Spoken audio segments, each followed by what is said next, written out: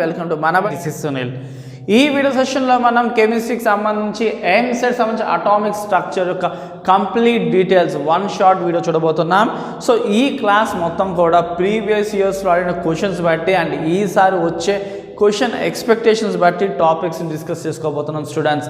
And దీనికన్నా ముందు ఏవైతే క్లాస్ కండక్ట్ చేసామో అవి కావాలనుకున్న వాళ్ళకి కింద డిస్క్రిప్షన్లో లింక్ ఉంది, ఖచ్చితంగా క్లిక్ చేసి చూడండి.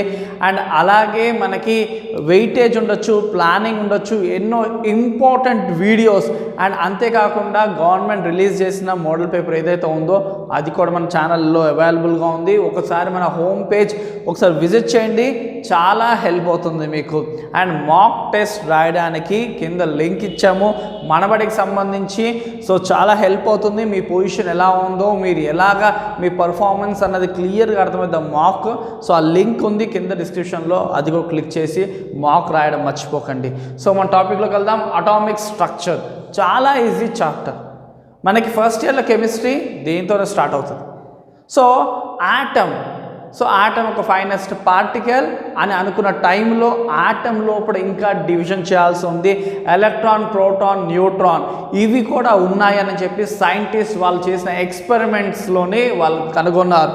So after that electron, proton, neutron okay కనుక్కున్నారు, బాగుంది. వీటి అరేంజ్మెంట్స్ లోపల ఎలాగుంది, ఒకవేళ ఎలక్ట్రాన్ ఎజెక్ట్ అయితే దాని యొక్క ఎనర్జీ, దాని కైనెటిక్ ఎనర్జీ ఎంత ఉండొచ్చు, ఇలాగ ఎన్నో డీటెయిల్స్ అన్నది అటామిక్ స్ట్రక్చర్లో మనం డిస్కస్ చేసుకుంటాం. సో ముందుగా చూసుకుంటే కనుక ప్లాంక్స్ క్వాంటమ్ థియరీలోని ముఖ్యంగా ఏంటంటే ఎనర్జీ ఆఫ్ చూడండి energy of photon are quantum. So planks పర్టికులర్గా తను ఏంటంటే wave length based on and అలాగే ఫ్రీక్వెన్సీ బేస్డ్ ఆన్ ఎనర్జీని ఇవ్వడం జరిగింది. E = h న్యూ న్యూ అంటే ఏంటి, c/λ. సో మనకి క్వశ్చన్లో ఫ్రీక్వెన్సీ ఇస్తే E = h న్యూ వాడుకోవాలి, లేదు మనకి lambda value wave length value ఇచ్చాడు అప్పుడు hc/λ వాడుకోవాలి. ఇకపోతే V అంటే ఏంటి ఆల్రెడీ చెప్పాను కదా, ఫ్రీక్వెన్సీ. అండ్ C అంటే ఏంటి, స్పీడ్ ఆఫ్ లైట్ ఫిక్స్డ్గా ఉంటుంది 3×8 m/s. అండ్ అలాగే లాంబ్డా అంటే ఏంటి, వేవ్ లెంత్. సో మనకి దీన్ని బేస్డ్ ఆన్ ఈ ఈక్వేషన్ బేస్డ్ ఆన్ క్వశ్చన్ అడిగే ఛాన్స్ ఉంది. సో మనకి ప్లాంక్స్ క్వాంటమ్ థియరీ డీటెయిల్స్తో మనకు సంబంధం లేదు. ఆ ఎంసెట్లో పర్టికులర్గా ఈ ఈక్వేషన్ నుంచి క్రూషియల్గా మన క్వశ్చన్స్ అడగడం అయితే జరుగుతుంది. ఆ తర్వాత చూసుకుంటే మనకి ఫోటో ఎలక్ట్రిక్ ఎఫెక్ట్. ఎప్పుడైతే ఒక మెటల్ మీద మనకి beam of light race with particular frequency ఎప్పుడైతే ఇన్సిడెంట్ అవుతుందో అప్పుడు మెటల్లోంచి ఎలక్ట్రాన్ ఎజెక్ట్ అవుతుంది. దాన్ని మనం ఏం పిలుచుకుంటాం, ఫోటో ఎలక్ట్రిక్ ఎఫెక్ట్. చెప్పింది ఎవరు, హర్ట్జ్ అబ్జర్వ్ చేశాడు ఇది. సో ఈ photo electric effect based on work function formula based on వస్తుంది మనకి. W0 = hV0. W0 అంటే ఏంటి, వర్క్ ఫంక్షన్. V0 అంటే థ్రెషోల్డ్ ఫ్రీక్వెన్సీ, ఎంత మినిమం ఫ్రీక్వెన్సీ ఒక ఎలక్ట్రాన్ మెటల్ నుంచి ఎజెక్ట్ అవడానికి ఆ ఇన్సిడెంట్ రేస్కి కావాల్సిన మినిమం ఫ్రీక్వెన్సీని మనం ఏమంటాం, threshold frequency. For example exam రాస్తున్న ప్రతి ఒక్కరు పాస్ అవ్వాలంటే మినిమం మార్క్స్ కావాలి కదా. సపోజ్ 100 మార్క్స్కి 40 మార్క్స్ మినిమం మార్క్స్. సో అలాగే మన ఎంసెట్కి 160 మార్క్స్కి మినిమం పాస్ అవ్వాలంటే 40 మార్క్స్. అలాగే ఒక మెటల్లోంచి ఎలక్ట్రాన్ ఎజెక్ట్ అవ్వాలంటే కావాల్సిన మినిమం ఫ్రీక్వెన్సీని థ్రెషోల్డ్ ఫ్రీక్వెన్సీ అంటాం. థ్రెషోల్డ్ ఫ్రీక్వెన్సీ కలిగిన రే ఇన్సిడెంట్ అయినప్పుడే మెటల్లోంచి ఎలక్ట్రాన్ ఎజెక్ట్ అవుతుంది. సో ఆ వర్క్ జరగాలంటే ఆ వర్క్ ఫంక్షన్ని మనం ఫైండ్ చేయాలంటే W0 = hV0. సో అలా ఎజెక్ట్ అయిన ఎలక్ట్రాన్ యొక్క kinetic energy of an ejected electron కావాలంటే h(V - V0), h(ν - ν0). So new అంటే ఏంటి, frequency of incident radiation. V0 అంటే ఆల్రెడీ చూసుకున్నాం కదా, థ్రెషోల్డ్ ఫ్రీక్వెన్సీ. ఇది కూడా గుర్తుపెట్టుకోండి. సో ఈ రెంట్లో బేస్డ్ ఆన్ మనకి ప్రాబ్లమ్స్ అయితే వస్తాయి క్లియర్గా. నెక్స్ట్ బోర్స్ మోడల్, చాలా ఇంపార్టెంట్. బోర్స్ మోడల్లో నుంచి చాలా టాపిక్స్ అయితే వస్తాయి మనకి. చాలాసార్లు క్వశ్చన్స్ అయితే ఎక్కువసార్లు అడగడం జరిగింది. సో మనకి అంతకుముందు చెప్పిన రూథర్ఫోర్డ్ ప్లానటరీ మోడల్ ఉండొచ్చు, ప్లంపార్డింగ్ మోడల్ ఉండొచ్చు, ఇవన్నీ కూడా అంత సక్సెస్ని సాధించలేదు. ఎందుకు అంటే వాటిలోని ఎలక్ట్రాన్ యొక్క ప్లేస్మెంట్ ప్రాపర్గా చెప్పలేకపోయారు. అండ్ ముఖ్యంగా యాజ్ లాంగ్ యాజ్ ఎలక్ట్రాన్ తిరుగుతూనే ఉంటుంది, ఎలక్ట్రాన్ ఏదో ఒక టైంలో కొలాప్స్ అయిపోవాలి కదా, మరి కొలాప్స్ అవ్వట్లేదు కదా అన్న క్వశ్చన్కి వాళ్ళు ఎవ్వరు కూడా కరెక్ట్ అయిన సమాధానం ఇవ్వలేదు. దాన్ని సాటిస్ఫై చేస్తూ బోర్స్ తన తీరులో చెప్పడం జరిగింది. ఏంటి? As long as an electron revolves in a particular orbit it neither loss energy nor it gains energy. ఎంత కాలమైతే ఒక ఎలక్ట్రాన్ ఒకే ఆర్బిట్లో తిరుగుతూ ఉన్నప్పుడు అది ఎనర్జీని తెచ్చుకోలేదు, అలాగని కోల్పోదు, స్థిరంగా ఉంటుందని according to classical physics note ప్రకారంగా చెప్పడం జరిగింది. సో అందుకోసమే ఎలక్ట్రాన్ స్టేబుల్ కాబట్టి ఆటమ్ స్టేబుల్ కాబట్టి యూనివర్స్ స్టేబుల్ అన్న విషయం for the first time Bohr's explain చేయడం జరిగింది. అంతేకాకుండా ఆర్బిట్లో ఉన్నంత వరకు ఎనర్జీ స్టేషనరీగా ఉంటుంది కాబట్టి వాటికి ఏమి చెప్పాడు, ఆ పాత్ని ఆర్బిట్ అని పెట్టాడు అండ్ స్టేషనరీ ఆర్బిట్ అని కూడా దానికి నామకరణం జరిగింది. అండ్ అంతేకాకుండా యాంగులర్ మూమెంట్ అని for the first time quantise చేసిన వ్యక్తి ఎవరు? బోర్స్. సో అంత ముందు వరకు కూడా క్వాంటైజ్ అవ్వలేదు angular momentum. So MVR is equal to NH/2π అని బోర్స్ క్వాంటైజ్ చేయడం జరిగింది. మొమెంటమ్ 2 టైప్స్, ఒకటి లీనియర్ మొమెంటమ్, ఇంకోటి యాంగులర్ మొమెంటమ్. సో మన సర్కిల్ పాత్ కోసం మాట్లాడుతున్నాం కాబట్టి సర్క్యులర్ పాత్స్ కోసం మాట్లాడుతున్నాం కాబట్టి యాంగులర్ మొమెంటమ్ వస్తుంది. అదే ఒక స్ట్రెయిట్ పాత్ కోసం మాట్లాడుకుంటే అక్కడ లీనియర్ మొమెంటమ్ వస్తుంది. సో లీనియర్ మొమెంటమ్ ఏమేమో మాస్ ఇంటూ వెలాసిటీ ఉంటుంది, అది యాంగులర్ మొమెంటమ్ కనుక సర్కిల్కి రేడియస్ కూడా ఉంటుంది కాబట్టి mass into velocity into radius is equal to NH/2π. So వీటి వాల్యూస్ M అంటే ఏంటి? Mass of electron, V velocity of electron and R radius of orbit, అది ఏ ఆర్బిట్లో ఉందో దాని యొక్క రేడియస్. అండ్ N అనేది ఏంటి? Number of orbit in which electron present. N number of electron, first ఆర్బిటా సెకండ్ ఆర్బిటా, ఎక్కడుంది ఎలక్ట్రాన్, ఆ ఒక ఆర్బిట్ యొక్క కౌంటే N అంటే. అండ్ ఆ తర్వాత సో ఎలక్ట్రాన్ ఎంతకాలం అయితే ఒకే ఆర్బిట్లో ఉంటుందో అంతవరకు ఎనర్జీ స్టేషనరీ బాగుంది. ఒకవేళ ఎలక్ట్రాన్ జంప్ అయితే ఏంటి? సో ఒక ఆర్బిట్ నుంచి ఇంకో ఆర్బిట్గా జంప్ చేసినప్పుడు దాని ఎనర్జీ ఎలా ఉంటుంది అన్న క్వశ్చన్కి ఆ సమాధానమే delta E is equal to E2 - E1 is equal to hν అన్న ఆన్సర్ బోర్స్ చెప్పడం జరిగింది. సో ఒకవేళ ఎలక్ట్రాన్ హై ఎనర్జీ లెవెల్స్ లో ఎనర్జీ లెవెల్కి కనుక జంప్ చేస్తే అప్పుడు ఏమవుతుంది? ఎనర్జీ రిలీజ్ చేస్తుంది. అదే లో ఎనర్జీ నుంచి లో ఆర్బిట్ నుంచి హై ఎనర్జీకి కనుక జంప్ చేస్తే ఎనర్జీ అబ్జర్వ్ చేసుకుని హై లెవెల్కి వెళ్తుంది. సో ఆ difference of energy delta E కావాలంటే E2 - E1 చేయాలన్న విషయం మన బోర్స్ చెప్పడం జరిగింది.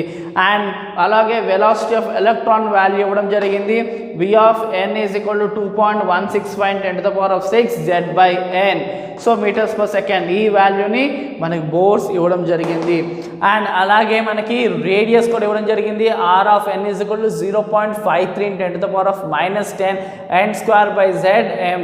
సో ఇది యాంగస్ట్రామ్స్ నంబర్ 0.53 n²/Z. సో ఈ రెండు కూడా మనకి ఎంసెట్ వైజ్గా చాలా ఇంపార్టెంట్ క్వశ్చన్స్. ఏదైతే ఎంసెట్లో ఎక్కువ క్వశ్చన్స్ అడుగుతారో ఆ టాపిక్స్ని నేను వన్ షాట్లో మీకు అందించడం జరుగుతుంది. సో ఈ ఫార్ములాస్ మీరు పర్ఫెక్ట్గా గుర్తుపెట్టుకోండి. ఇవి మీ ఎంసెట్ ప్రిపరేషన్కి చాలా హెల్ప్ అవుతుంది ఎంసెట్ ఎగ్జామ్ ఫేస్ చేసే టైంకి.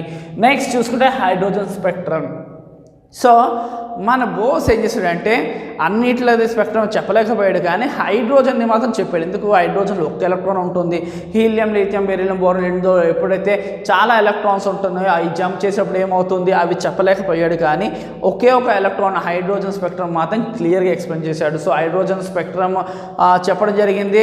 అండ్ తను ఏంటంటే ముఖ్యంగా హీలియంది అవి చెప్పలేకపోవడం తన లిమిటేషన్ చూసుకోవాలంటే కొంచెం పైన చూసుకోండి. లిమిటేషన్స్ క్వశ్చన్స్ అన్నది కొంచెం అడిగాడు కానీ రేర్గా అడిగాడు కాబట్టి అది ఒక్కసారి మీరు రిఫరెన్స్ చేసుకొని సరిపోతుంది. సో హైడ్రోజన్ స్పెక్ట్రమ్కి వచ్చేసరికి చూసుకుంటే కనుక ఎప్పుడైతే ఎలక్ట్రాన్ తన గ్రౌండ్ స్టేట్లోనే ఎక్కువగా ఉంటుంది. గ్రౌండ్ స్టేట్ అంటే ఏంటి? మినిమం ఎనర్జీతో మ్యాక్సిమం స్టేబుల్గా ఉండే కండిషన్ ఏమంటాం? Ground state. సో అతి తక్కువ ఎనర్జీతో స్టేబుల్గా ఉండే స్టేట్ని గ్రౌండ్ స్టేట్ అంటాం. సో తను ఎప్పుడైతే బయట నుంచి ఎనర్జీ అబ్జర్వ్ చేసుకుంటుందో తను ఏమవుతుంది? గ్రౌండ్ స్టేట్ నుంచి పై స్టేట్ ఎక్సైటెడ్ స్టేట్కి వెళ్తుంది. కానీ ఆ ఎక్సైటెడ్ స్టేట్ చాలా కొద్ది నిమిషాలే ఉంటుంది, ఎక్కువసేపు ఉండదు కాబట్టి రిటర్న్ వచ్చేస్తుంది. సో ఎప్పుడైతే సెకండ్ లేదా థర్డ్ ఫోర్త్ నుంచి ఎక్కడి నుంచి ఉండొచ్చు ఫస్ట్ ఆర్బిట్కి వస్తే కనుక అది ఏం సిరీస్? లైమన్ సిరీస్ అంటారు, దాని రీజియన్ యూవి. అదే సెకండ్ ఆర్బిట్కి వస్తే కనుక బామర్ సిరీస్ విజిబుల్ రీజియన్ అంటారు. అదే థర్డ్కి వస్తే కనుక పాస్చన్ ఇన్ఫ్రారెడ్ రీజియన్ అంటారు. అదే ఫోర్త్ ఆర్బిట్కి వస్తే కనుక బ్రాకెట్ ఇన్ఫ్రారెడ్ అంటారు. అండ్ ఫిఫ్త్కి వస్తే ఫన్ సిరీస్, అది ఫార్ ఇన్ఫ్రారెడ్ రీజియన్. సో ఇది హైడ్రోజన్ స్పెక్ట్రమ్ సంబంధించి, హైడ్రోజన్ స్పెక్ట్రమ్ నుంచి మనకు పర్టికులర్గా వేవ్ నెంబర్ నుంచి క్వశ్చన్స్ అడుగుతాడు.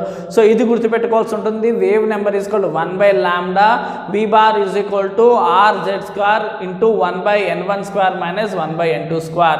సో రిడ్బర్గ్ కాన్స్టెంట్ని మీరు పర్ఫెక్ట్గా చూసుకోండి, కాన్స్టెంట్ వాల్యూని. సో ఇందులో ఈ ఫార్ములా స్టార్ మార్క్ పెట్టుకోండి. సో మ్యాక్సిమం వచ్చే అవకాశం ఉంటుంది ఇది. So next quantum numbers. So ఎలాగైతే ఒక మనిషికి అతను చేసిన ప్లేస్, ఎక్కడైతే పనిచేస్తున్నాడో ప్లేస్, అతను ఉండే రెసిడెన్షియల్ ఏరియా, అతని డెసిగ్నేషన్, క్వాలిఫికేషన్ ఇలాగ ఉంటాయి కదా, అలాగే ఎలక్ట్రానిక్ కూడా ఒక 4 ఉంటాయి. ఇలా ఏంటి? Principal quantum number, azimuthal quantum number, magnetic quantum number, spin quantum number. So principal quantum number చెప్పింది ఎవరు మనకి? Niels Bohr. అదే మనకి ఎజిముతల్ క్వాంటమ్ చెప్పింది ఎవరు? Sommerfeld. And magnetic quantum number చెప్పింది Lande, and spin quantum number చెప్పింది ఉలెన్బెక్ అండ్ గౌస్. సో ఈ 4కి ఒక్కొక్క దానికి ఒక్కొక్క క్లారిటీగా నేను మీకు అందించబోతున్నాను. So principal quantum number Bohr's చెప్పాడు, దీని సింబల్ n. ఇది మెయిన్ షెల్ కోసం మాట్లాడుతుంది. అంటే ఫస్ట్ ఆర్బిటా, సెకండ్ ఆర్బిటా, థర్డ్ ఆర్బిటా అనేది n వాల్యూ ఇక్కడ ఉందా? ఇదే ప్లాంక్స్, ఇదే బోర్స్ చెప్పిన ప్రిన్సిపల్ క్వాంటమ్ నెంబర్. అండ్ అదే ఎజిముతల్కి వచ్చేసరికి ఏంటంటే ఆర్బిటాల్ కోసం చెప్తుంది, SPDF. ఒకవేళ L వాల్యూ 0 అయితే S, ఒకవేళ L వాల్యూ 1 అయితే p ఆర్బిటాల్ అని, ఒకవేళ L వాల్యూ 2 అయితే d ఆర్బిటాల్, L వాల్యూ 3 అయితే f ఆర్బిటాల్ అని అర్థం. సో ఎజిముతల్ క్వాంటమ్ నెంబర్ ఏం చెప్తుంది మనకి? ఆర్బిటాల్ కోసం. అదే ప్రిన్సిపల్ క్వాంటమ్ నెంబర్ ఆర్బిట్ కోసం చెప్తుంది. And magnetic quantum number orientation space. For example ఇక్కడ నేను ఉన్నాను, కానీ ఇక్కడ దాకా నా చెయ్యి వెళ్ళగలుగుతుంది. సో నా ఓరియంటేషన్ ఇక్కడ దాకా ఉంది. సో అలాగే ఒక ఎలక్ట్రాన్ ఓరియంటేషన్ ఎక్కడ దాకా అంటే -L2 + L వరకు ఉంటుంది. సో అదేంటి? సో ఫర్ ఎగ్జాంపుల్ 1 అనుకోండి, p వాల్యూ 1 కదా. సో అలాంటప్పుడు దాని ఓరియంటేషన్ ఎక్కడ దాకా ఉంటుంది? -1, 0, +1 దాకా ఉంటుంది. అదే డీకి వచ్చేసరికి -2, 2, -2, -1, 0, 1, 2 ఇలాగ ఉంటుంది ఓరియంటేషన్. సో మ్యాగ్నెటిక్ క్వాంటమ్ దేనికోసం చెప్తుంది? ఓరియంటేషన్ కోసం. దాని వాల్యూ ఏంటి? -L2 + L. అండ్ అదే స్పిన్ క్వాంటమ్ నెంబర్. సో క్లాక్ వైజ్లో ఒక ఎలక్ట్రాన్ ఉంటుంది, యాంటీ క్లాక్ వైజ్ ఒక ఎలక్ట్రాన్ ఉంటుంది. ఒక ఆర్బిటాల్లో 2 ఎలక్ట్రాన్స్ పెట్టుకోవచ్చు కాబట్టి, సో ఒకటేంటి క్లాక్ వైజ్, ఇంకోటి యాంటీ క్లాక్ వైజ్ ఉంటుంది. సో క్లియర్ అనుకుంటా. Next electronic configuration. సో ఈ ఎలక్ట్రాన్స్ లోపల ఎలా అరేంజ్ చేయాలని చెప్పి టోటల్ 3 సైంటిస్టులు మనకు అందించారు. వాళ్ళు ఎవరు? ఆఫ్బావ్, పౌలిస్ అండ్ హన్స్ రూల్. సో వీళ్ళు 3ని బేస్ చేసుకుని మనము ఆటమ్ లోపల ఎలక్ట్రానిక్ కాన్ఫిగరేషన్ని అర్థం చేసుకోగలుగుతాము. అందులో ఆఫ్బావ్ ఏం చెప్పాడు? Electron occupies the lowest energy orbital available to them. So ఎప్పుడైనా కొన్ని చాక్లెట్స్ మీ దగ్గర ఉన్నాయనుకోండి. సో మీ దగ్గర 10 చాక్లెట్స్ ఉన్నాయి, అక్కడ ఒక 20 మెంబర్స్ ఉన్నారు. ఆ 10 చాక్లెట్స్లో ఫస్ట్ చాక్లెట్ ఎవరికి ఇస్తారు? అక్కడ ఉన్న వాళ్ళలో చిన్నపిల్లలు ఎవరో ఫస్ట్ వాళ్ళకే ఇస్తాం కదా. అలానే ఒక ఎలక్ట్రాన్ ఆటంలోకి ఎంటర్ అయినప్పుడు లోయెస్ట్ ఎనర్జీ ఆర్బిటాల్లో ఫస్ట్ ఈ ఛాన్స్ వస్తుంది. చూడండి, electron occupy the lowest energy orbital available to them. So least value ఉన్న ఆర్బిటాల్ ఏది? ఫస్ట్ దాంట్లోకి ఎలక్ట్రాన్ వెళ్తుంది. అండ్ నెక్స్ట్ చూసుకోండి, పౌలిస్ ఎక్స్క్లూజన్ ప్రిన్సిపల్ ఏంటి? No 2 electrons in an atom will have all the 4 quantum numbers same. ఎంత దగ్గర పోలికలు ఉన్న మనుషులైనా సరే, ఎంత ట్విన్స్ అయినా సరే, మనకేంటి చేతి రేఖలో డిఫరెన్స్ ఉంటుంది, అలాగే ఐరిస్లో డిఫరెన్స్ ఉంటుంది. అలాగే ఎంత ఎలక్ట్రాన్స్ ఒకే ఆటంలో పక్కపక్కన ఉన్నప్పటికీ ఈ 4 క్వాంటమ్ నెంబర్స్ సేమ్ ఉండవు. అట్లీస్ట్ స్పిన్ క్వాంటమ్ నెంబర్లో అన్న వేరియేషన్ వస్తుంది. ఒకటేమో క్లాక్ వైజ్ ఉంటే ఇంకోటి యాంటీ క్లాక్ వైజ్ డైరెక్షన్లో ఉంటుంది. ఇకపోతే హన్స్ రూల్కి వచ్చేసరికి no electron pairing will takes place until unless all the available degenerate orbitals occupies each electron. Pairing అన్నది ఇప్పుడు మనకేంటి, ఒక ఆర్బిటాల్ 2 ఎలక్ట్రాన్స్ పెట్టచ్చు కదా. ఆ 2 ఎలక్ట్రాన్ ఇవ్వాలి అంటే ఉన్న డీజెనరేట్ ఆర్బిటాల్స్ అందరికీ కనీసం ఒక్కొక్క ఎలక్ట్రాన్ వచ్చిన తర్వాతనే 2వ ఎలక్ట్రాన్ ఇవ్వాలి. సో ఆఫ్బాయ్ ఏం చెప్పాడు? లీస్ట్ దానికి ఫస్ట్ ఎలక్ట్రాన్ వెళ్తుంది. అండ్ పౌలిస్ ఏం చెప్పాడు? దానికి కూడా ఏ 2 ఎలక్ట్రాన్స్ కూడా 4 క్వాంటమ్ నెంబర్స్ సేమ్గా ఉండదు. అదే హన్స్ ఏం చెప్పాడు? పేరింగ్ రెండో ఎలక్ట్రాన్ ఎప్పుడు ఇస్తామో ఉన్న అన్ని డీజనరేట్ ఆర్బిటాల్స్కి ఒక్కొక్క ఎలక్ట్రాన్ వచ్చిన తర్వాతనే పేరింగ్ అనేది స్టార్ట్ అవుతుంది. సో ఇది టోటల్గా అటామిక్ స్ట్రక్చర్ కోసం. సో మీరు దీంతో పాటుగా ఒకసారి లిమిటేషన్ ఆఫ్ హైడ్రోజన్ స్పెక్ట్రమ్ కూడా చూసుకోండి.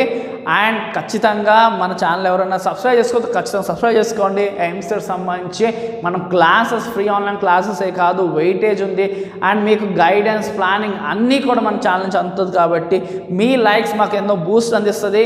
రీచ్ ఎక్కువ ఉండే విధంగా మీ ఫ్రెండ్స్కి షేర్ చేయండి.